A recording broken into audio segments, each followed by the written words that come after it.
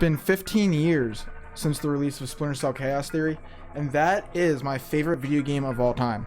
And the way I remember it in my mind is so awesome and so flawless. But lately I've been wondering if I went back and played it today, how it would still stack up against newer games. I'm kind of excited and nervous to find out. Let's go. You guys hear something? What the hell? Damn it, Fisher.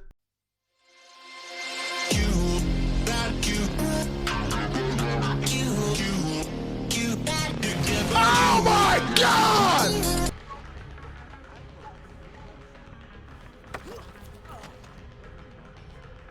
What happened? Hey! Oh! Hi guys, I'm Bushwhack18. I stream live on Twitch every Monday, Wednesday, Friday, Saturday, Sunday. And today I want to talk about my favorite game ever made, Splinter Cell Chaos Theory. And I've been thinking about this game quite a bit lately because I haven't quite had an experience like it in recent years. And since I don't want to undress you, that means I have to take your body. Oof. My body? You mean my unconscious body? I hope. Either way works for me. And actually today on my stream I played through the first few levels, and a question going into this is, how does it hold up in the year 2020 in modern day? This game is from 2005. I was so much younger. I was literally half the age that I am now when this game released. And it's important to start with how I remembered this game from 2005.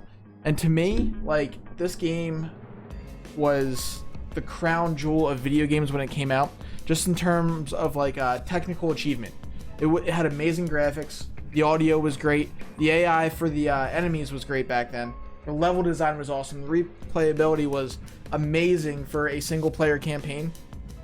Not to mention the Spies vs. Mercs mode, which I was never really into, but a lot of people loved. And I just had this really high vision for how the game was in my mind. And oh!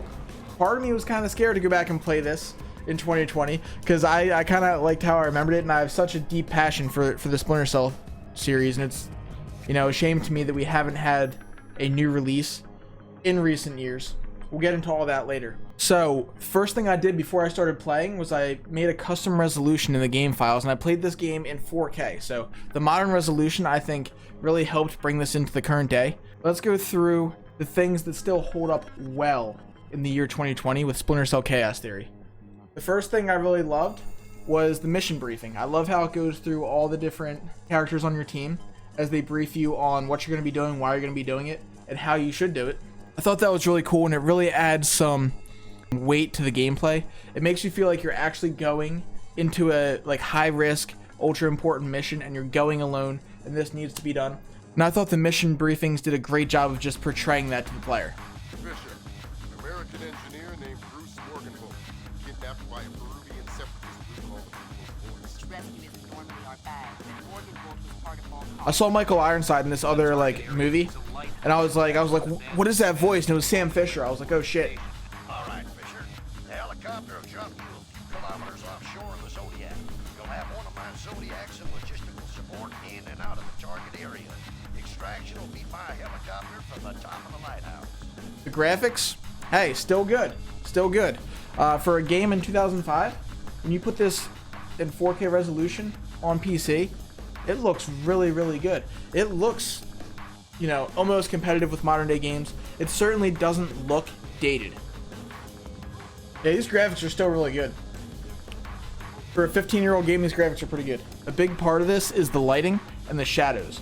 So this game is all about staying in the dark, staying out of the light, and you can say the shadows in and of themselves are a character in the game. Like, they add so much mood and atmosphere to the game that you have a certain feeling when you're in the shadow, and as soon as you step out of that shadow, it's almost like scary, like because like the shadow's like the safe space for Sam Fisher. As soon as you step out of there, it's like all bets are off. So it's a huge part of the strategy and a huge part of the visuals in the game, and it really makes the game look good today, as far as I'm concerned. Oh my god. Oh my god. The soundtrack, I think it's Is it a good soundtrack? Some people might say yes, some people might say no. But for me, the soundtrack immediately brought me back to 2005. It brought the nostalgia back, and I remembered the soundtrack. And for that reason, I think it's still good in 2020 because, you know, it felt like Splinter Cell to me because of the soundtrack. It gets you into the mood to be a spy, you know, creep around the shadows, slither around, snap some necks, stab some throats, shit like that. It was just, you know, soundtrack helped set that tone. Oh! Ooh. Bodies on the bodies. Oof.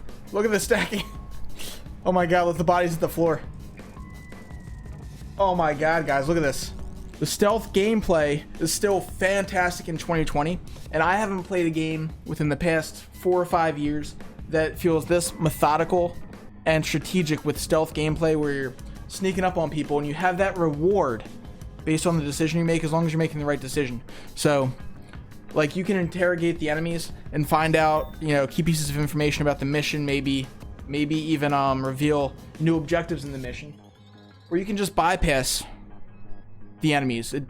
That's all up to you. The diversity of gameplay in Splinter Cell Chaos Theory still reigns supreme, and it still, you know, adds to that replay value where you can go through the same mission and play it a bunch of different ways and really not get bored. I'm gonna interrogate him.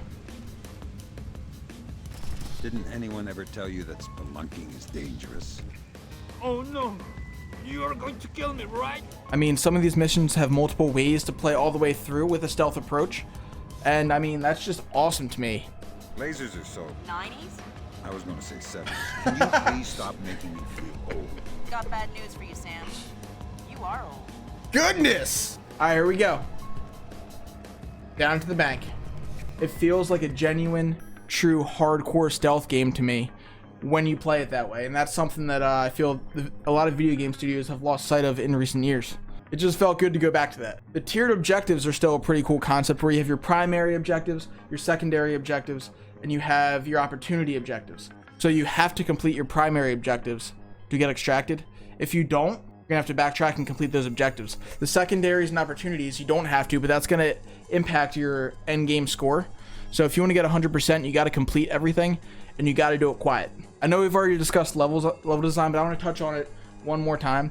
It's so cool. It feels almost like each level is like a mini sandbox. You can kind of go around and handle everything the way you want to handle it. In a mission like the much talked about bank mission, you can go multiple ways.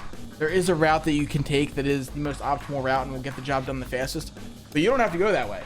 You can go from, you know, the last objective all the way to the first, however you want to do it. And that's really cool. And in 2005, that was remarkable. And in 2020, that's still really awesome to me.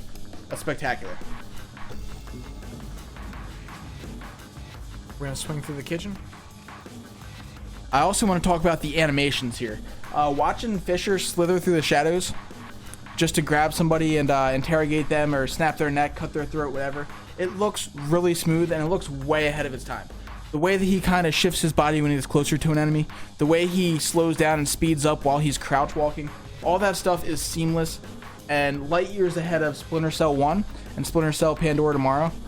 And really, it's competitive with any game today in terms of animation. Certainly.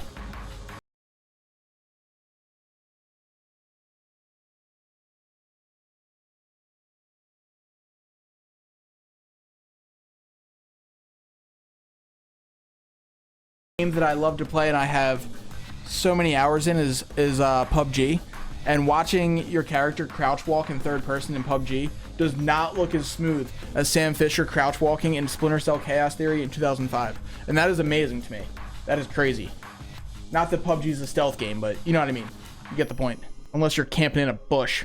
So what is not so good in 2020? What looks dated about Splinter Cell? Because there's got to be something, right? This game's from 2005.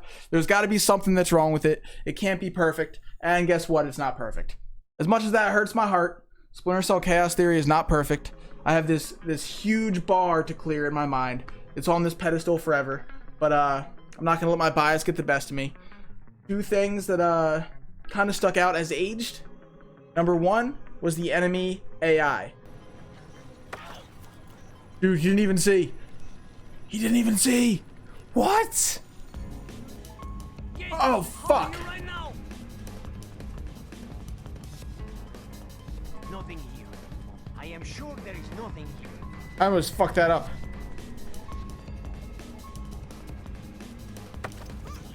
The enemies sometimes get this close to you and don't see you. Sometimes you do something really stealthy, you know, from 100 yards away, and an enemy will hear it happen and just freak out and start running at you. You know, overall, it's okay. The enemy AI is okay. And in 2005, it was great. But in 2020, that's one thing that to me, it just looked a little bit aged. It had some sore spots. The other thing is just the cutscenes. These cutscenes are awful. These cutscenes do not stand up. These look about 15 years old. Oh, God. Look at this old school news bulletin. And that's no fault of the game. They made this game way back 15 years ago. It's just that even when you alter the resolution to a modern day 4K resolution, the cutscenes still just look old, low res, low quality. They do their job. They portray the story. There's nothing wrong with, you know, the cutscenes themselves, aside from just quality at which they appear. They appear dated. Because I think the Splinter Cell Chaos Theory has aged very well overall. You can still find this game for under $10, sometimes under $5. And if you're into stealth games and you've never played Splinter Cell Chaos Theory, that is certainly a worthy purchase price. And I would buy that today, download it, make a custom resolution, play it, and have a happy freaking time. Like, I really think that Splinter Cell Chaos Theory is a must-play game for stealth fans. For me, it brought back a ton of nostalgia. Everything about it was just a good experience for me. I mean, it really was. It's still my favorite video game that I've ever played. You know, for me, it hasn't faded off of that tier, even in 15 years. And for all I know, it'll probably always be the favorite game I've played. We all have our favorites. You know, there's nothing wrong with that. And I know there's actually a pretty hardcore fan base for the Splinter Cell games, particularly Chaos Theory. It might not be the biggest fan base in the world, but there's a lot of people out there really passionate about Sam Fisher and about the quality of stealth games that were put out within the first 3 versions of Splinter Cell. And I'm sitting here brainstorming, how can Ubisoft actually bring this game to the market with their current strategy right now? Because they love these open world, you know, looter shooter kind of games where they can make a lot of money after your initial release. And, you know, I don't think Splinter Cell fits that mold. I don't think you can put Sam Fisher into a Far Cry world, into a Ghost Recon world, that kind of world, and have him prosper. I think the way that they could do it is if you look at a game like the newer Hitman games with their level design. They have these really big levels that are almost Chaos Theory like in how many different ways that you can you know, achieve your mission. If Ubisoft can bring that quality of level, maybe 5 or 6 per game, and then if they want to go with the DLC route, you know, to make money after the initial release, they can release just new missions to do every month or something. That might be an idea. Obviously, it's not perfect, but I don't think we're getting a Splinter Cell Chaos Theory single player type game maybe ever again with how video games are right now, with the business models and such. So I'm just brainstorming ideas because I would love to see this game come back. I know they've had Sam Fisher in past 2 Ghost Recons, so clearly Ubisoft sees some value in him. I would just love to see him come back strong with a great effort around a true stealth experience that makes Splinter Cell fans proud. I think we could all agree on that one. Guys, I really enjoyed discussing Splinter Cell Chaos Theory. I'm going to be going back and trying to do 100% on all the missions in Chaos Theory live on Twitch. So I'd love to see you guys over there if you love this game as much as I do. I'm Bushwhack18. I stream live over there every Monday, Wednesday, Friday, Saturday, Sunday. Come on over and hang out and bring them night vision goggles. See you later.